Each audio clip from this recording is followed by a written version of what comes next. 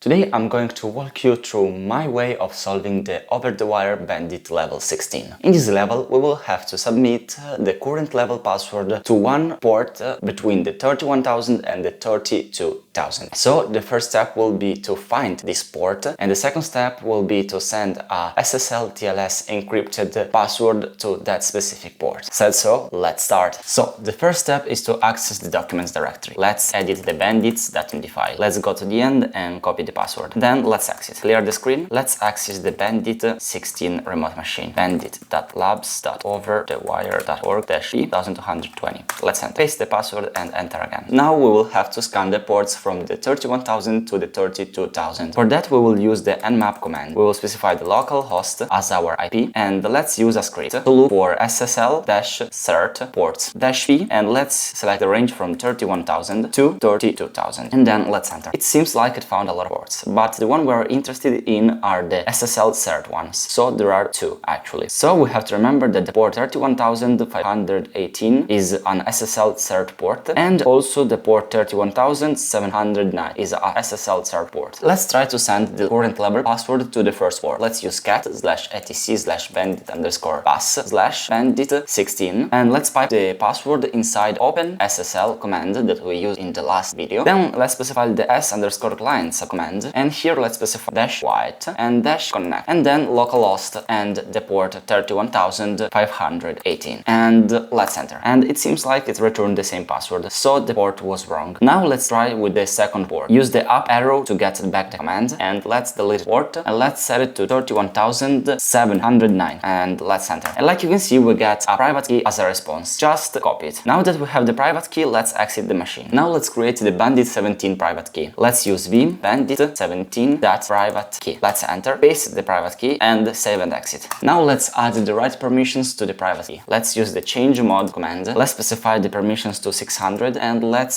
specify the bandit17.private, and let's enter. Now let's check the permissions. ls-al bandit17.private key. Let's enter. And like you can see, we have the read-write permission. If my experience was useful, consider a like, maybe a comment or a follow. See ya!